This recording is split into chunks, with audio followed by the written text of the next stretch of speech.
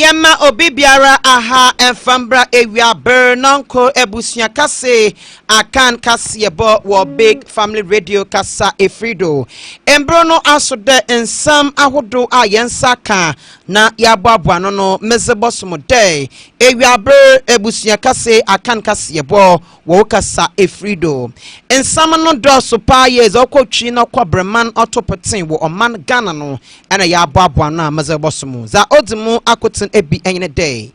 ene da franketuni edema oman Ghana NPP ameyoku no ene dokobwe oye dwumedi bi ana yede enchemu ebro na dwumedi kro no ase no swafo hwene akwantu nsamdo owura akwaku ofori esiama akasa wo dwumedi na asa yede enchemu ebro na konchafu pain edema gapti ono so kase wo dwumedi na asa yede enchemu ebro Asantine otumfo osai tutu agdi afutu akwa momampehin na adodan kwekufado afutu ban enodema na yedi nchemu ebro Kasebo mebeti bi wo mebenyine day omampehin dada mahamasi pristia mines no oboshe na wekinye mu ya yede nenchemu ebro damara so ena ochem de odimpuntu ndwuma boko oye draman wo atoye mantema ebeti wo Kasebo imo ene da NPP amayoko no wodensam twofo nhyem hyehyedo a wonansam awodo wowro ugu woda wowro dross no yede biba bro papa ende enwa abere afen so NDC amayoko na wasi mama asama work of a free senior high school was obotwem no os no kwa bi enyam Johnson esedu nkati akasa PNC wase wan wote amayoko kurubi nature woboto na aba ede amawan ensam no benemeke yi hu ena ya bone bedaw mazebosomo de ewiaber nankor Abusua kase Akan Kasebo asadan koma big family multimedia institute BFM store trustees network group and one of mechi doma mede ensami esomo okin Kenya watamanka ende ewiabiri zin a mejedo arani yata Kobna Dodona from Ejata Koko school time was porcupine afijebere na mfa nsamno nenchemu emau Frankatuni dama NPP amayoku no yewra Alhaji Mamudu Bawumia ene da enokopemu ewo adanta na nonkwado okobwe oye dwumedi bi ano na nyina eye electric buses beye ohabi na ode beya ode babua amanyene akwentun na dada akwentun sam no wetum ejina brane na dwumedi na se no omampehin na bezechi Dr. Alhaji Mamudu Bawumia kase ena ochem de dame public transport na odaba no obabua emenzama hodo woye no wetum akonkan ye pa afenso obabua emma akonaba wodi ewo transport no wetum ejineye ewo oman Ghana mo. The use of fossil fuel powered vehicles, its impact on climate change and air pollution are no longer distant threats but urgent realities that demand immediate action. Distinguished ladies and gentlemen, the economic benefits of using electric buses cannot be overemphasized. Electric buses, as we know, offer lower operating and maintenance costs compared to conventional diesel buses. The use of the electric bus will therefore translate into more efficient use of resources and cut operational costs by about 50% to the benefit of passengers. Abusua omampehin na bezechi Dr. Alhaji Mamudu Bawumia kase no amuanso wara osanso chache nsam ahodomu ode kire ensamtwerofo ewo dwumedi no ase. Metro Mass will be better positioned to enhance services, lower transport fares, and invest in fleet renewal and expansion efforts. Ladies and gentlemen, while the benefits are promising, the success of this project relies heavily on commitment to robust and continuous maintenance. The neglect and mishandling of buses will derail the effort that has gone into the acquisition of these buses. As a people, we should know that reckless use of public assets represents an enormous drain on national resources. Abusua dwumedi no ase yewra oye kweku ofori esiama ono yesoafo shoman Ghana yene akwentu wonsam edo okasa wo dwumedi na ase na o kyerem dai yeshe da me EV basasa omampanyina bezechi Dr. Alhaji Mamudu Bawumia dabana se ye pe credit and ye pe obi ade ba manapa ona na abadan ye bobo empo no ehwe Jamestown Fishing Harbor kokubo ye ho credit ade manada ento ye dan ye na bas bi today wada ba olbaboa ema ye ne akona ba ewo akwentu nsam wetum ayembe no yemfa ho abosobo no yemfa ma ono omampanyina bezechi Dr. Alhaji Mamudu Bawumia. I want to say that when we were commissioned the Jamestown Fishing Harbor, I said something because the time that we found ourselves, there was a contention about who did this and who didn't do that. There shouldn't be any contention about who introduced electric vehicle bus policy in this country. That person is the Vice President, Dr. Mahmoud Bawumia. It's not about somebody who tried to dream about it, but he didn't dream, so we should give him credit. So I beg you, when you leave here, it's not going to be any dreamers. It's not going to be who thought about it. It's the person who had come out with this policy. And that person is His Excellency, the Vice President, Dr. Alhaji Mahmoud Bawumia. And I think that the media will do as I have explained, because I did not find any policy on my table before we took office. So I don't know that anybody might have thought about it. Politics is not about magic. There's no magic in politics today. The time that we used to have Professor Diago Diazamboja, Professor Hindu and co, they are all past. Yanko and Sam Fufrumu. So you're doing a chance and Fufrumu. Na dwumedi na ase no na oye kwanchafo pehin edema Gapti Owura Charles Anan ono ye acting managing director akase wo dwumedi na ase no orichem dem da me basasa hodo da be ono krampo obobuo ase obobuo kra ma traffic a okodo won krankrodwem ha no wetuma atiwa befom kra na ase onempanyinfo ahodo na on stakeholders ahodo akwasetena era wo obobuo woden hye bi bugu akwemu na ye hye bi wa ya wo bohwe amma sesie de Ghana eba ne ne traffic sema ne hina no obotum wabre ase. The deployment of the EV buses may not be effective if the buses are not moving faster than the ordinary traffic. So together with the Department of Urban Roads, the Ministry of Transport, the Police MTTD and GAPT, we have designed a contra flow concept, and this is how it works. In Accra, the traffic situation is directional. In the morning, everybody is heading to the city center. In the evening, everybody is coming out. Once we are moving to the city center, the other side of the road is free. And once we are coming home, the other side of the road is free. So what we are going to do is that we are going to take one lane of the other lane and allow the EV buses to move contra and get to the city center faster, efficiently, so that people can enjoy the benefit of the Vice President initiative.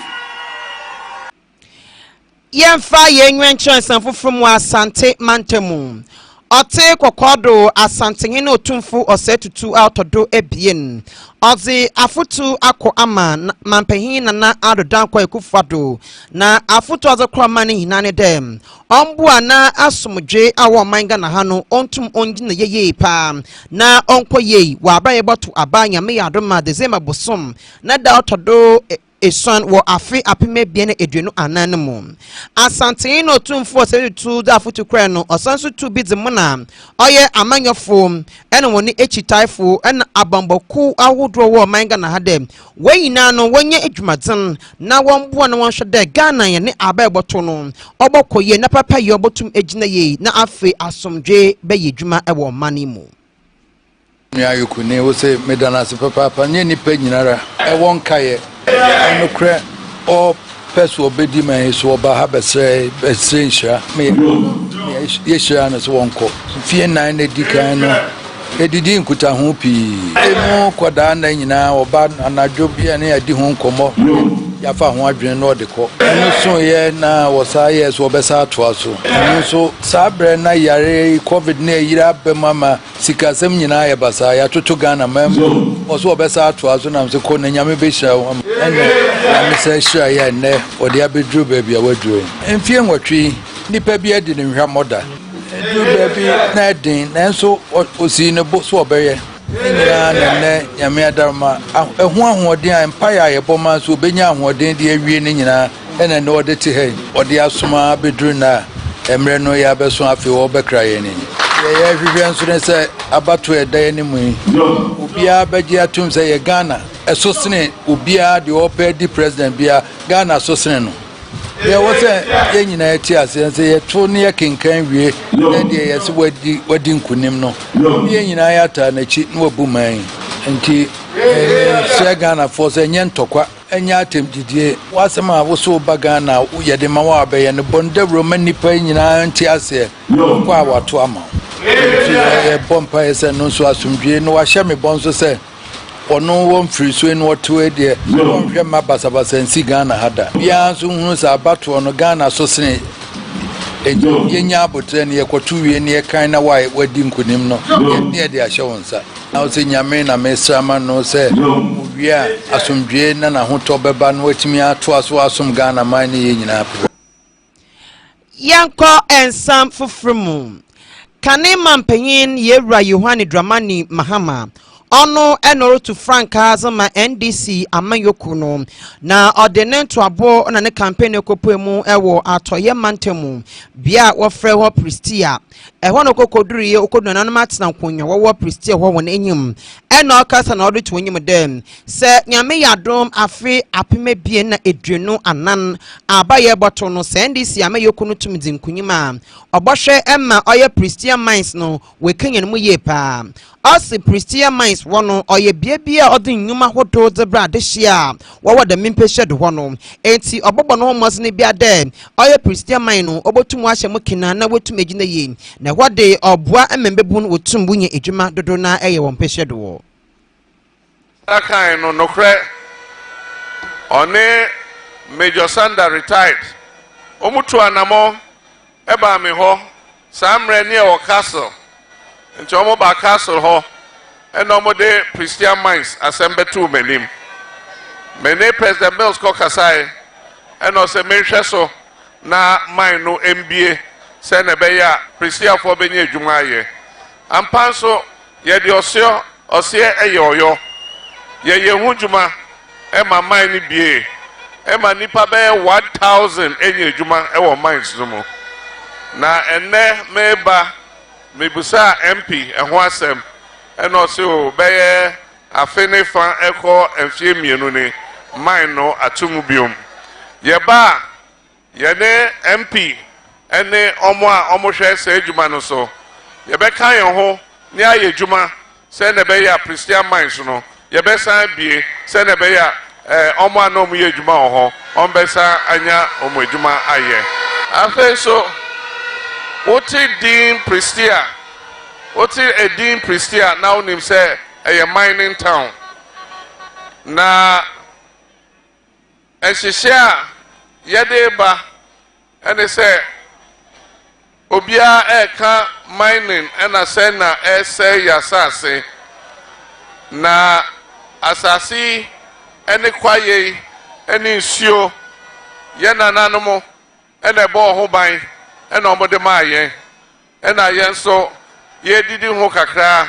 e o se ye bo ho ban na ye de ma ye ma na ye man so ti de ma ye nananom enti small scale mining say ne maka no enya dia etiamra wo hwe Ghana mining laws no mu a emra no mu a small scale mining ewo ho na enya Ghana kwa na ye small scale mining okọ abrochire US ho nyina omo small scale mining enso ye wo kwan a ye de ya ensay asase no a ensay issue no enti sa technology no ye wo omo wo ehunimdie e wo Ghana ha enti ndisi aban ba se ne kan no ye be ye nhihye foforo se ne be ye ne emabunu no omo pese omo ye mine no ombeti omo cooperative enti ye twa asase no mamo se eha enda mo ye mine na omo wo ehunimdie no ye de omo beka mo ho no omo akere mo say say na mo be ye no say na mo be ye no se ne be ya mo say asase no ye wia ne edi mfidie no epiempia anwa no ne akatakata mra no na ye mabunu no bia omu ne adwuma nye omu se ye befa omu ne ahya omu Wellington boots ne ama omu aboboya ne edi politank esim na omu abedua ndua egu asase no so na omu di se oguso obesa aba enfie miensa enfie nine wo hu se ya ye mining bia ewo ho ye bedua abe ene ndua ekyese ye benya ho faso ye be yamfa yenwentre wo atoye mantem hware biem omampanyin da yewra Yohane Dramani Mahama okopoe mu ewo atoye mantem wa na okopoe oye dra onwo evaluate edra abatum peshodo wa atoye mantem na abakopoe mu no eno ne adehye wo kasa na ochem dem se nyame yadom na woto abanman modi nkunyima oba oye dra wane sawanso me che dra bridge no obohwe na waye ni nyina edi amahwan na mprempen waye nda ono ye nkoso hen edi ma de mempehwe do no kwotende obarepa da oye nkoso hen edi mahwan di obohwe na weyi kwan no amahwan wane akwan ahodo atete apansam hina no obohwe aya amahwan owie no osanso echemu biemu dem wo omampanyin da wo yeni baby ko oye kane mampanyini Jerry John Rollins na pendo no nanka ono no ye deputy communication officer deputy communication minister ananka ohwe emma nyamatum koduye na pendo no wo hwe na mobile phone ni telephone de wata kire me de ma obia ekọ chede mantamidu ni hiam de ma bere mu no na mantamidu no ho ni nyina mu no ase wane nkita wudi na wonsa wonso ni nyina da no na okoye pa wo hwe ye emma unya reliable network coverage ewo the mantamidu ni hinamu enti se temprempanya won network sam enkoye no se ono omampanyin dada Yohane Dramani Mahama oba obohwe na wayamon na afesu kotoku krom no wano kwan watete apansam nya no oba ni hinara amamon mechina kutu krom ha me shamobo se nyame ya adoma menim se nyambe ya adomo so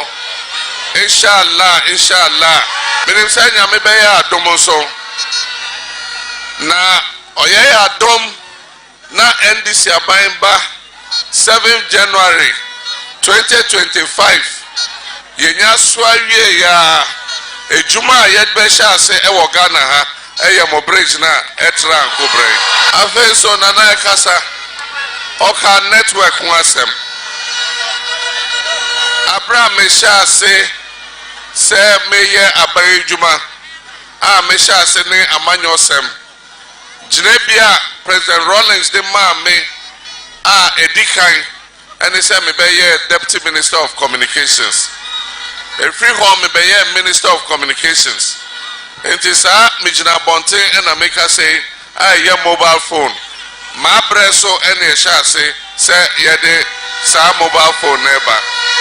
Baby I dream 21st century. I was say obio wagana bia enya network if you say ye the mobile phone no eye nyoma bebre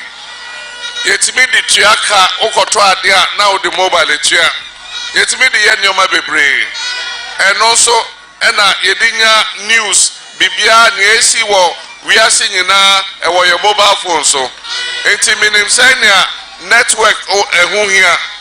enti nana eno so mon kama kuma ntumuyem NDC aban ba ye beba be man network I wo dwuraman ha nyina aye dwuma Abusua na wansuwaro wo atoye mantem ware biom omampanyin da yewra Yohane Dramani Mahama Kasei ena orichem dem oye NPP wone edomfrafo mbebu na edomfrafo ni na boache adodo na afa na bi no ne nsem bi oreka a no yemrenim ni na okan bi fa abaye boto December bosom na dotodo eso no mu no osensem okani yakọ wisam nkoten no kol bi yeda enyim enti osre na nabi dem na akọwisam odinu onsesa onsra kanadwen na ntro no oja no odinu onje no nka no kol biara owom lawyer for eye nipa omudi mraso lawyer for ye nipa omudi mraso enti mera hopa se me share social media and I be who MPP or youth organizer ana oyeden youth organizer nana bi asa santrona obikodi wo wutumi FM me who say ono so sa ocha santrona say first day no 7th no omo koto abama Mahmudu Baumia ena e was omo koto ya reho se me fi say minim so a lawyer na lawyer enchantrosa lawyer di mraso enti mesre no on sakra on san kosesa na no enka se odintro Ghana fo nyina so ye NDCO so ye MPPO so ye CPPO so we gum so we cheddar so we movement for change Alan ye nyina ye to abano 7th December Yemfree omampanyin da Yohane Dramani Mahama ne akache na yemfa yenwenkyere mu wo NPP won asone ye na oye director of communications edem NPP amayoku no Owura Richard Ahiabwa ene dokase e won samtwofo nhie mokrodo e won krankwadue maham wo NPP fu won asone ye akasa no ena orichem dem yehwe cedi depreciation wa ba no de Ghana cedis na waka the former dollars no wejina no drum minya no kwama dollars titantim olubu no kwam de ya dollars titantim ya ase onya de bi economy na waka kada wa ya bone ninti no ena wa bandamu as debi onya damokra onya poor economic management ni bia. Dr. Mahmoud Baumia, again, is a better choice because it provides an ingenious and a workable plan to sustain and build on the economic recovery we're experiencing presently. And if you listen to the NDC, nowadays they've acquired the habit of talking inflation. Now inflation is coming down, and they're talking about depreciation of the currency. We appreciate the difficulties that has brought to us as a people, but it's not for want of better management. It's not because the economy has not been managed well. It is practically because the whole world is hurting. The currencies up and down the globe are struggling. And if we're going to have a candid conversation in our country, it is nothing that this government has done has led to the exchange rate faltering that we have seen recently. But the question I want to ask when you go to vote is, whilst the NDC is capitalizing on this misfortune and this hiccup, you ask yourself, what is their plan to reverse it? Assuming that you vote for them, what is in their plan that gives you confidence that they can reverse it? Right here you have seen how this administration reversed the deterioration that took hold in 2022 and have actually stayed the worsening of the depreciation of the currency by coming up with an ingenious idea that has never been proposed, has never been tried. That is the gold for oil initiative that has succeeded in staying the strength of the city and ensuring that oil prices actually came down in our history. Growing up, when things go up in Ghana, they don't come back down. But we have seen it in our lifetime how the oil prices have come down. And it was as a result of the currency position and how fast the cedi was depreciating in 2022. But that ingenious solution has reversed it. So as somebody told me in an example, to say that if you are flying anywhere, to tell you that this is how we are going to strengthen the city. They have not. The balance of it is English, turnover of words to create some impression, but in substantive, practical terms and measurable terms, they have not offered any solution in that department. But I'll tell you that leveraging our gold, which is part of Dr. Mahmoud Bawumia's initiative, will help us arrive at that destination where, as a country, our currency will be stabilized and will be stable for long term. Na owie no wansuara enokase biem no rechem de Dr. Alhaji Mahmoud Bawumia eyo omampanyina bezechira se yahwe Ghana yene abokosema mampanyina bezechiri biara nyimwa wa yedwuma achan ono Mahmoud Bawumia da Mahmoud Bawumia tuma yedwuma no the initiatives baye eduasa ebasa 33 ene ode aba ababo oman Ghana na osafata de Ghana fo so wode pa wode tumi no wode hyenansa ebiem na owie no chem de kanema mpanyin Yera Yohane Dramani Mahama wo afi apime bi ne edunsie no mu no yeto aba no ye bɔ no tochene Ghana fo bɔ no tochene ya na cha da won pene biem ena o chem dem papai antefo afi apime bi ne edue no 2020 ena o san so bebiem o bebiem na Ghana fo san so bɔ no tochene wo bɔ no tochene ya no hu de na cha da mpa Ghana fo mpema asama de bi this year mesana bebiem enti anam do ma Yera Richard Ahnyagbo chema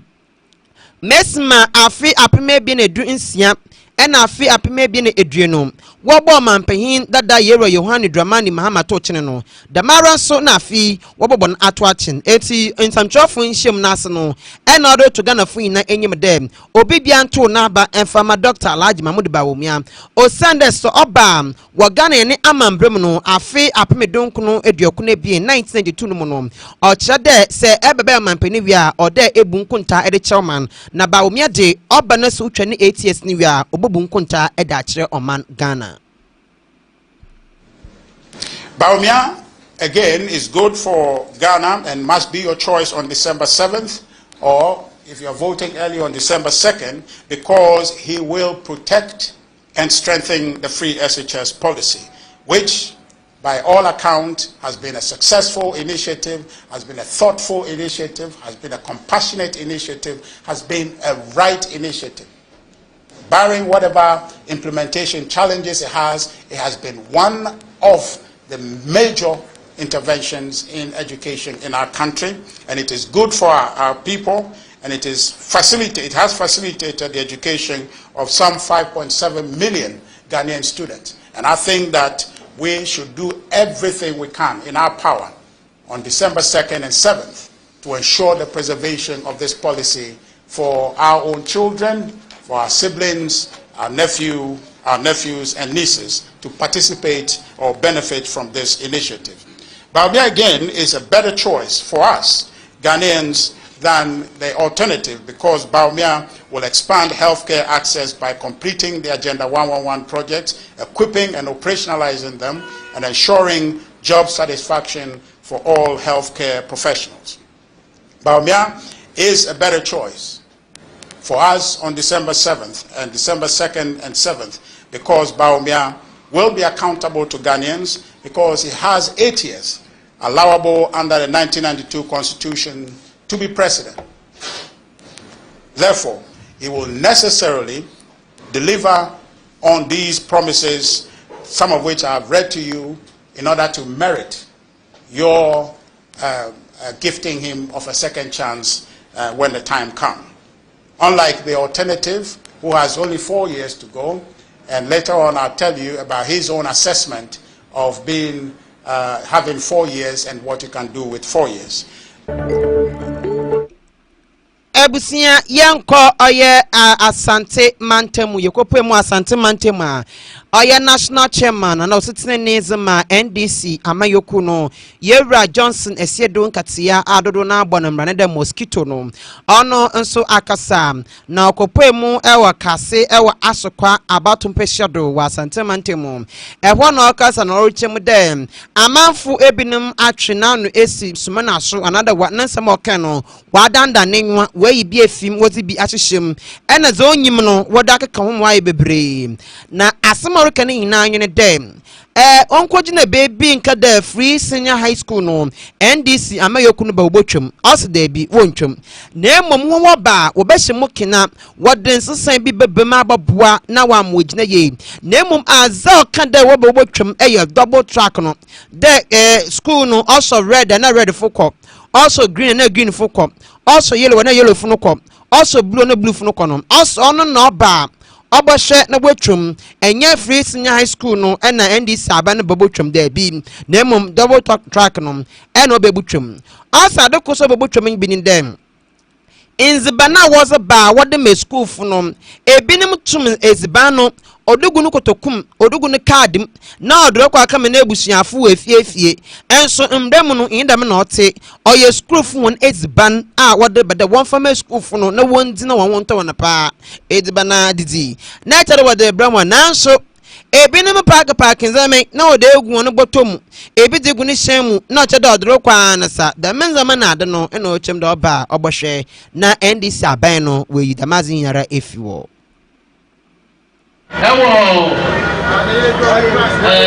Ahakwano South East. Make us and make us say. 3 no. Nyema mienu bi wo ho a ye ba sa nyema mienu no ye betwam. Mekaya o ma ko fam foni no na o mo twa nyema mienu no free. E na o mo de kasa na be so say. Me say ye ba ye betwam 3 Abusianti Yera Johnson Esiedu Enkatia Enetenenkano na watcho me and oye People's National Convention PNC why some chofu nshimwaka de onto mayebodu na watchi mono na was monijina ye ewo afi abaye boto no nia won beta nechi ewo abato no mo na ended the some chofu nshim kodo ositine ni edema People's National Convention oye Obura Samson Aringobet one some chofu share ended the orcas and orichem de abato commission or disqualify one presidential candidate Yera Bernard Monano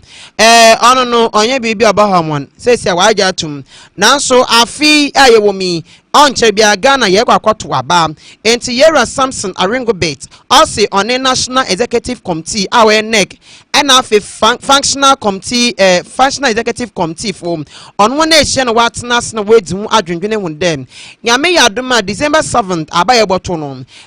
oye PNC fu no enwo hinada emumbe ni hinanom what one support another what the one was no what the NDC amayoku no on echi NDC amayoku no do beta on echi pa na wa can dey for pol onkono 9 days na yakwakwatu aba ono no and watchem there one awodin no won bibia no what the oye NDC amayoku no on echi papa won fama obibiara na mum NDC amayoku no and what the one support ma one regional representative representing the NEC meeting today. At the end of deliberation, we've discussed and we collectively, majority, have declared that the PNC, the People National Convention, will throw our support to the National Democratic Congress presidential candidate for the 2024 general election.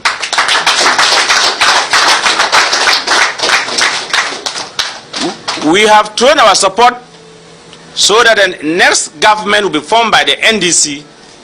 collaborated or supported by the PNC.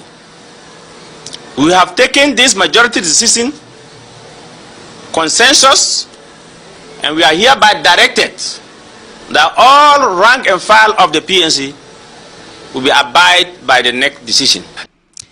Na Yera Samson Aringobet Okase we no ena Frankatuni edema People's National Convention Ora Bernard Mona ono so ne nsam twafo kase ya ocheche ne nsemude. And so today's meeting and its declaration settle matters because there are no oppositions whatsoever to this call, and no one was persuaded to take that decision. And I think that you took that decision by your own efforts, and you deserve applause. The parliamentary candidates that we have across the country, the party will continue to support them. We are hopeful that we will win, if not all, of the 26 that we have filed, to be fully represented in Parliament in the 2024-2025 Parliament. This declaration sits well with all of us. Yemfa yenwantre ensam fofrumum. Embrasha bedromini zama deshia wawo esutifin South abatumpeshato. Onimyanfo Collins Dauda. Ono so akasa na akasa no na oruchemu dem. Ehwe edwuma hodoa wa ye ewo nimpeshadoa. Obi mpo nkankyere wankasa no etusu krom wa na adna kasa no owo nwom soro de ya na chedem. Wole hu da wa ye edwuma pa. Na akasa na ochem dem. Enzama bia wa ye bitu de akwan esku dan apomuzine bia ena afensu nsu kranje odrema de shibi no mo no na chede ni na aka ho na aka sa ose ono otwe onim da nchine nkanfo no na nso on to butu bodin ses ne gba aka de ma ye adwuma o medma ma ye ntino obi alu ntum mempeche du fumpo boto aba no wo da amampa na so weni so adwo ne pa dem obuboi oye technical vocational institute ewo nimpeche du wo na afenso oya agriculture sector woni peshed wono wa trem na wa boa ma pomodin samoso etumagina brand wo enta ona ne track record de obi enyo butumu ebubu na man na emom ne track record no so no na obama wenya abai afimo afo ombetu omaba ama obi a odi mpuntu ba ombetu omaba ja ama obi odi sia ba je waya kwai je waya kania je wasi squadan je waya nsuo sai nipa no ombetu aba ama no afi de ya onyina ye na me hu na no ye mmobo woso dodo December 7 awo bi abachi egu no so no sa wo ru ohunu bi da ubeda no wi na student staff akonwa obroni aha ye woyi sa ya pa ho ya so edwuma ya pa ho a alaja da roma tell of a nipa tata engineer tate hairdresser for mo ya tata dryer tate Sadia woye na ndindie mu wotu tondwa man mahama ne ndisi fofo enti na the national apprentice program aba ya ba fa master for alaja da roma ya fa master for na ya tio mo ka tell up and down da ya mabuno o ma shi aduma o mo po mo ma wo shi tela wo bla tela wo ya headline wo ma headline sadia ba ya wo batini akwose akwosua na mumi antie I am the parliamentary candidate medium the side and manu madam follow mo po mo no I was almost telling so no mo to abama this as I said was it to abama ni wia obama si na o baby no I saw what is agogu and madam wa what is ya we come to graduate adia no and then we shop na o bi esi mo no ya bro ni so oba guro Yanko ensam fofumu yemfi esutifi South na yambra enkran pompunu mantemu yekopemu ewo ayawaso West Wugon abatompeshada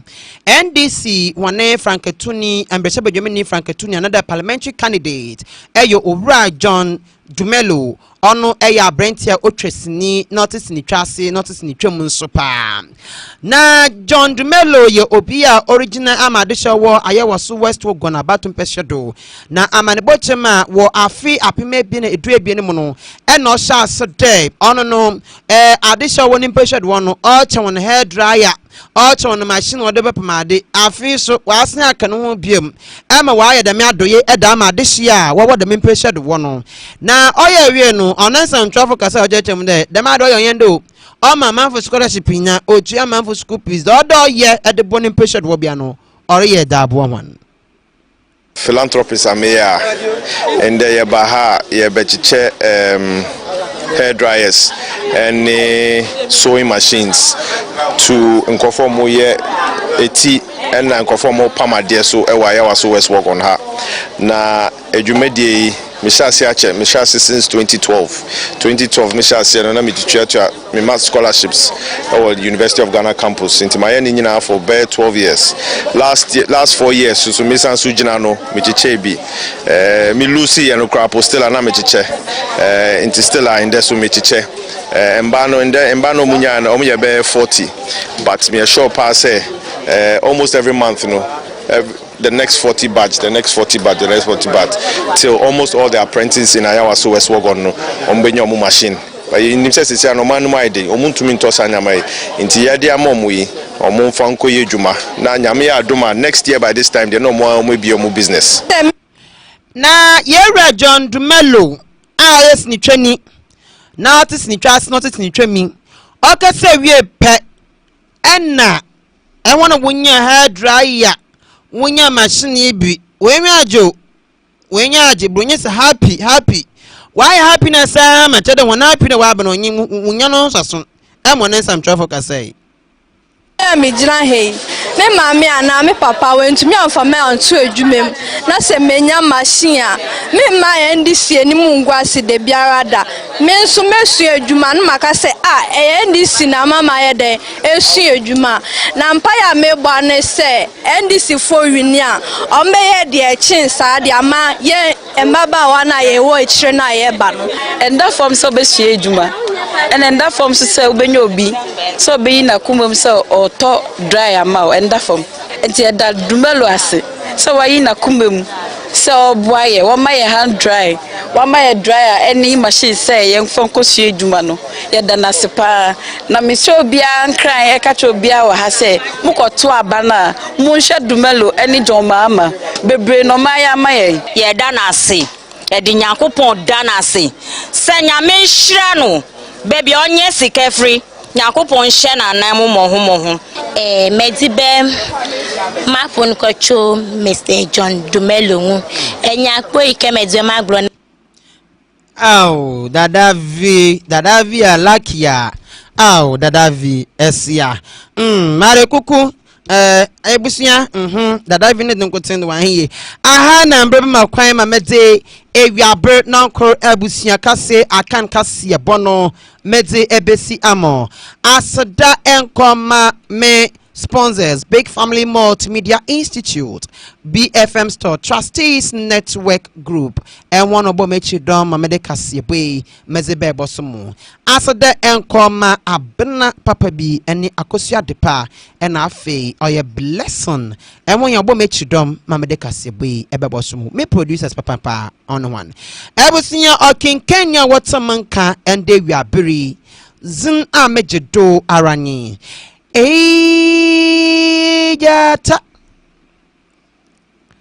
Kopena. That one from Ejata Koko. School time was porcupine. Memo wena mo eniti adeshi makrawan. You are listening to Big Family Radio. Big Family Radio.